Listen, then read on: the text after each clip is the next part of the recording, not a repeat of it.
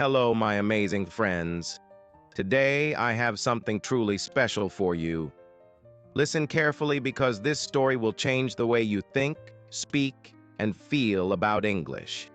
He is the finest psychologist the world has ever produced. He understood the human heart like no one else. You must have heard about Romeo and Juliet, Hamlet, Macbeth, and Othello. These are not just stories, they are mirrors of life, love, power, betrayal, ambition, everything that makes us human, he captured in his words. His influence is so great that English itself would not be the same without him. Many words, phrases, and ideas we use today came from his brilliant mind. But how did he become William Shakespeare, the greatest writer in history? He was not born into a rich or powerful family. He did not go to a grand university. Yet he became the most famous name in literature. So, if you are learning English today, if you struggle with words, if you wonder how to express yourself, this story is for you. Because Shakespeare himself started as an ordinary boy, just like anyone else. This is a story of struggle, passion, and unstoppable creativity. So, sit back, listen carefully, and enjoy. This will not only improve your English listening skills, but also fill you with inspiration. It was a cold April day in the year 1564. In a small English town called Stratford-upon-Avon, a baby boy was born. His parents, John and Mary Shakespeare, held him close, never knowing that their son would one day change the world. His name was William Shakespeare. Stratford-upon-Avon was not a big city. It was a quiet town with narrow streets, wooden houses, and a river flowing gently through it. People lived simple lives, working as farmers, traders, and craftsmen. William's father, John Shakespeare, was a glove maker. He made fine leather gloves and sold them in the town market. He was a hard-working man, respected in the community. His mother, Mary Arden, came from a wealthy farming family. She was kind, strong, and full of love for her children. William was the third of 8 children.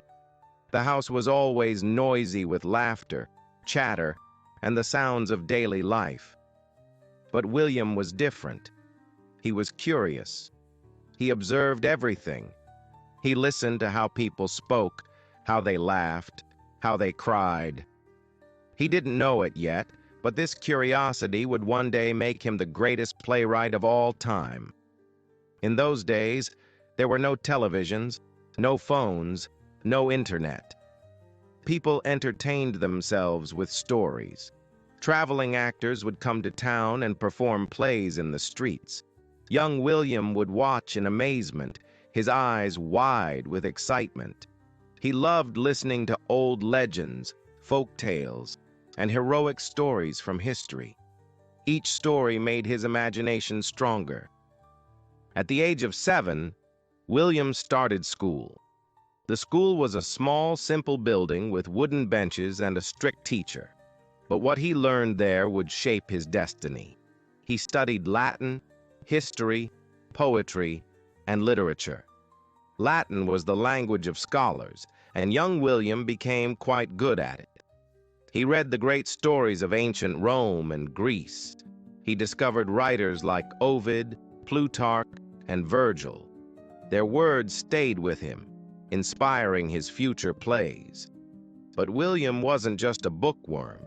He loved nature. He would walk through the green fields, watch the river, and listen to the sounds of birds. He played with his friends, ran through the streets, and enjoyed life like any other boy. Yet, there was something inside him, a deep hunger for words, stories, and meaning. Just when life seemed normal, trouble struck. William's father, once a respected businessman, started facing financial problems. He had borrowed money for his business, but things were not going well. This meant the family had less money. It was a difficult time. There were even days when they struggled to buy food. William saw the stress in his father's eyes, the worry in his mother's voice. He knew that life was uncertain, but instead of feeling hopeless, he observed everything. He felt every emotion deeply. He learned that life is full of ups and downs, something he would later write about in his plays. Even as a child, William had a special way with words. He would make up little poems and rhymes. He loved to act, to play roles, to entertain his friends with stories. But no one in Stratford-upon-Avon knew that this young boy would one day write the most famous plays in the world. For now, he was just William, the boy with big dreams. But those dreams were about to take him far, very far. William Shakespeare was growing up fast. By the time he turned 14, he had already read many books, listened to hundreds of stories, and watched traveling actors perform in his small town. But life was not easy. His father's financial troubles were getting worse. The once respected businessman was now struggling to pay debts. His family, which had lived in comfort, was now facing tough times. Young William saw it all. He saw how quickly life could change. He understood that nothing in life was permanent. Not money, not status, not even happiness. But instead of feeling hopeless, he became more observant, thoughtful, and creative. And then, something happened that changed his life forever. By the time William turned 18, he was no longer a boy. He was a young man, and like many young men, he fell in love. Her name was Anne Hathaway. She was a beautiful, intelligent, and independent woman. But there was something unusual about their love story. Anne was 26 years old, 8 years older than William. In those times, it was uncommon for a younger man to marry an older woman. But love doesn't follow rules, and William was deeply in love with Anne. However, something unexpected happened. Anne Hathaway became pregnant before they were married. This was a big deal in those days. Society was very strict about such matters, and a child born outside of marriage would bring shame to both families. So William and Anne had to get married quickly. In November 1582, at just 18 years old, William Shakespeare married Anne Hathaway. He was still a young man trying to find his way in life, and now he was about to become a father. 6 months after the wedding, Anne gave birth to their first child, a baby girl named Susanna. 2 years later, in 1585, Anne gave birth to twins, a boy, Hamnet, and a girl, Judith. At just 21 years old, William Shakespeare was a husband and a father of 3 children. Life was moving fast. But there was one problem. How would he support his family? His father's business was still struggling, and William had no stable job. He knew he had to find a way to make money. But what could he do? He had no interest in working as a glove maker like his father. He had no land, no title, no fortune. But he had words. He had stories. He had a burning desire to create. The mysterious lost years, 1585 to 1592. This was the period of Shakespeare's life that historians call the lost years, because no one knows exactly what he did during these 7 years. There are no records of him working in Stratford, and no one knows for sure how he survived. But there are some theories. 1. Some say he became a school teacher. Since he was well educated, he might have worked as a private tutor for a rich family. 2. Some believe he worked as an actor. He might have joined a traveling theater company, learning the art of performance. 3. Others say he got into legal trouble and had to leave Stratford. One story suggests that he was caught hunting illegally on a rich man's land and had to run away. Whatever the truth may be, one thing is certain. By the time Shakespeare reappeared in history in 1592, he was no longer just a small-town boy. He was in London, ready to take on the world. London, in the late 1500s, was a city full of energy, ambition, and opportunity. It was the heart of England's theater scene, filled with actors, writers, and poets all competing to make a name for themselves. Shakespeare arrived in London with no money, no connections, and no experience. But he had something more powerful: talent, determination, and an unstoppable passion for storytelling. He began working as an actor in small theater groups. He studied everything: the way people spoke, how they moved, how they expressed emotions, and soon he started writing his own plays. At first, he wrote simple, entertaining plays to make people laugh. But as time passed, he realized he could do more. He could write plays that made people think, feel, and question life itself. By 1592, Shakespeare was becoming well known in London's theater world. But not everyone liked him. A famous playwright named Robert Greene insulted him in a letter, calling him an upstart crow, meaning a nobody who was trying to act like a great writer. But Shakespeare didn't let it stop him. Instead, he worked harder. He wrote more plays, performed in more theaters, and gained the respect of actors and audiences. Then, in 1593, something terrible happened. A deadly disease called the plague spread across London. Theaters were forced to close, and Shakespeare suddenly found himself without work. But he didn't give up. Instead of writing plays, he started writing poems. He wrote two famous long poems. 1, Venus and Adonis. 2, The Rape of Lucrece. These poems made him rich and famous. Even the Queen of England, Queen Elizabeth I, was impressed by his work. By 1594, theaters reopened, and Shakespeare returned to doing what he loved most: writing and performing plays. From 1594 onwards, Shakespeare became part of a famous acting company called the Lord Chamberlain's Men. He was not just writing plays, he was performing in them. His plays were full of love and heartbreak, Romeo and Juliet; power and ambition, Macbeth; betrayal and revenge, Hamlet; jealousy and madness, Othello. By the late 1590s, Shakespeare was one of the most famous playwrights in England. But Shakespeare didn't stop. He wanted more.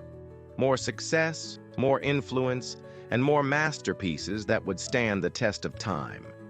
And that's exactly what he achieved. The Globe Theatre, a home for Shakespeare's dreams. In 1599, something extraordinary happened. Shakespeare and his acting company, the Lord Chamberlain's Men, decided to build their own theater. They named it the Globe Theatre. Imagine the scene: a massive circular theater with an open roof, thousands of excited people rushing to get a seat, the stage set for some of the greatest plays ever written. This was Shakespeare's home, his dream, his kingdom. At the Globe, he performed his greatest works: Hamlet, a story about revenge, madness, and fate; Macbeth, a tale of power, ambition, and guilt; Othello, a tragic story of love and jealousy; Julius Caesar, a political drama full of betrayal. These plays were not just entertainment, they were powerful stories that made people think, feel, and question life itself. And soon, Shakespeare's success brought him wealth beyond imagination.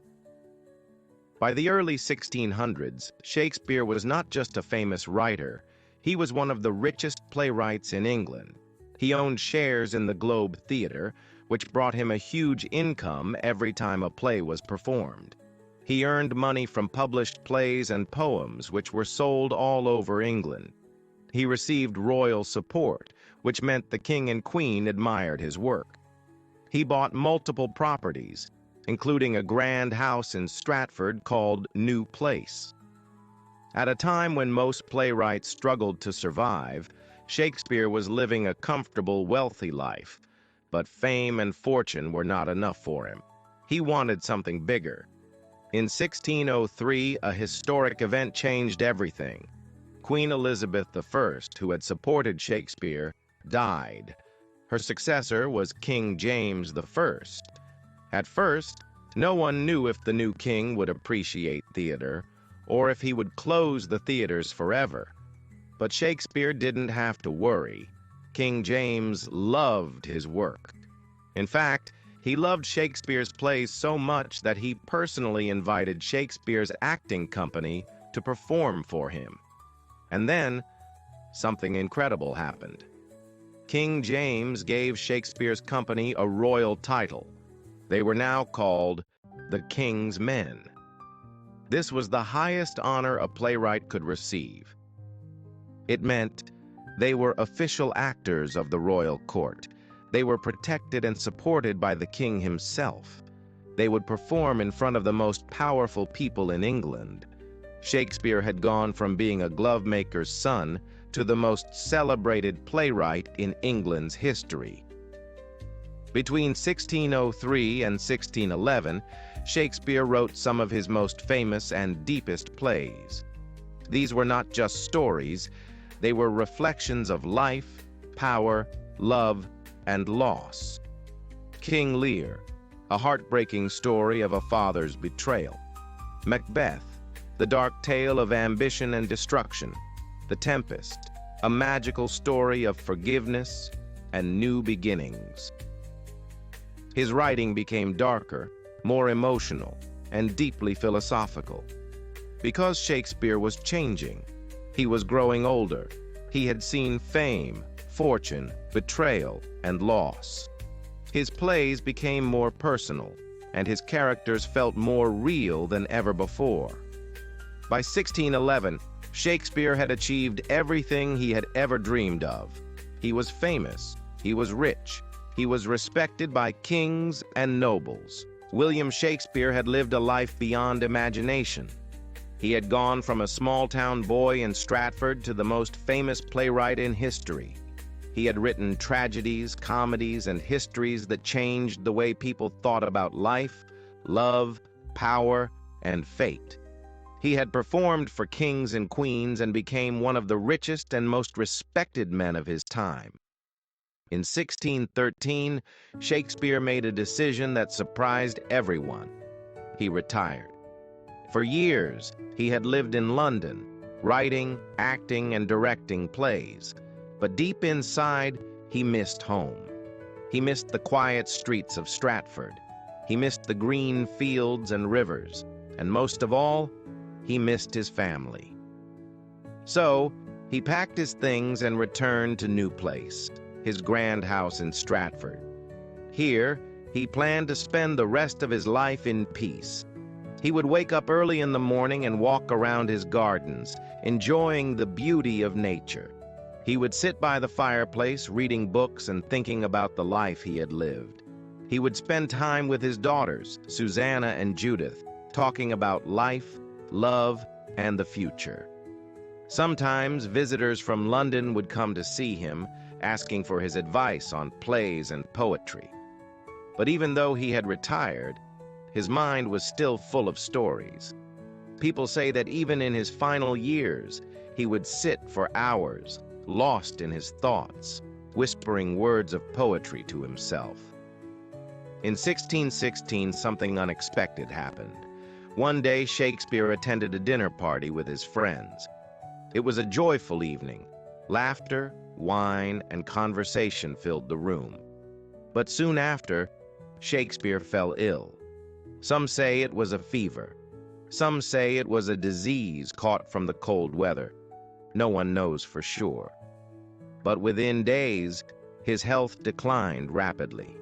His family and friends gathered around him, knowing that the greatest writer in history was leaving this world. On April 23, 1616, at the age of 52, William Shakespeare breathed his last breath. The world had lost a genius, but his words would never die. Before his death, Shakespeare wrote a few lines that would be his final words to the world. He knew that after his death, people might move his body from his grave. So he wrote an epitaph, a short poem warning anyone who tried to disturb his rest. Good friend, for Jesus' sake forbear to dig the dust enclosed here. Blessed be the man that spares these stones, and cursed be he that moves my bones.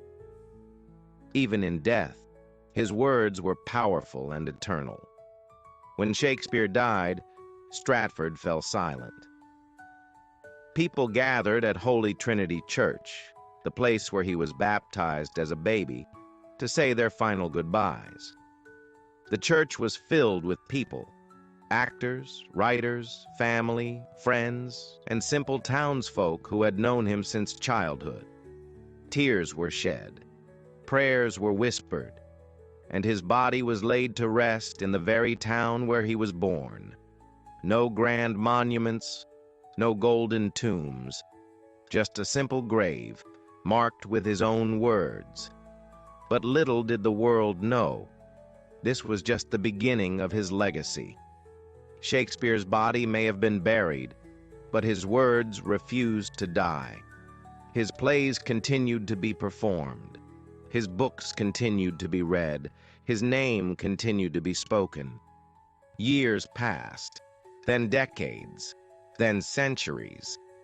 And yet, Shakespeare remained alive in the hearts of people across the world. His works were translated into every language on earth. His stories inspired millions of writers, filmmakers, and poets.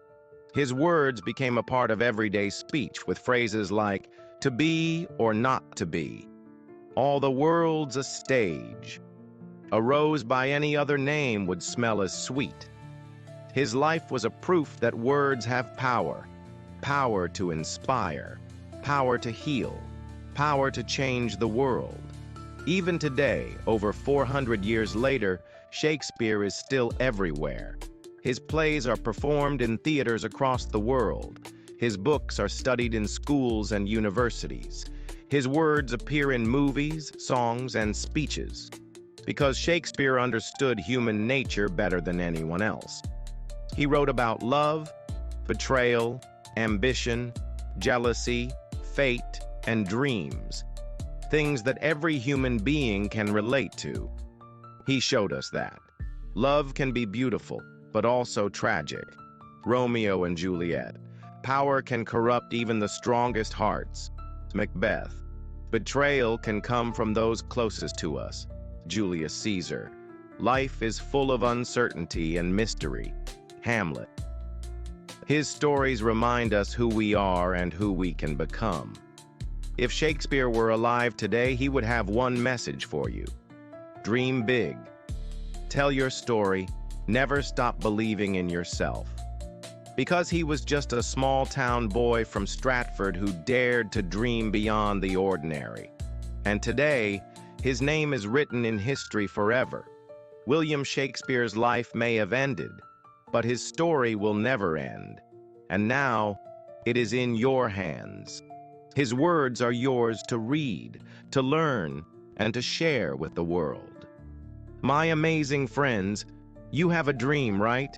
Maybe you want to be a writer, an actor, a speaker, a leader, a creator, someone who leaves a mark on this world. But sometimes, fear stops you. People doubt you. You feel like giving up. Let me tell you something powerful today. William Shakespeare was just like you. He was born in a small town. He had no rich family. He had no connections. No one believed he would be famous. But he had one thing, a dream. And that dream changed the world. Now it's your turn. You have a fire inside you.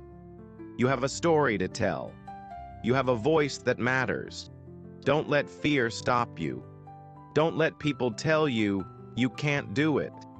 Because the truth is, You can. You are stronger than you think. You are greater than you believe. You are one step away from changing your life forever.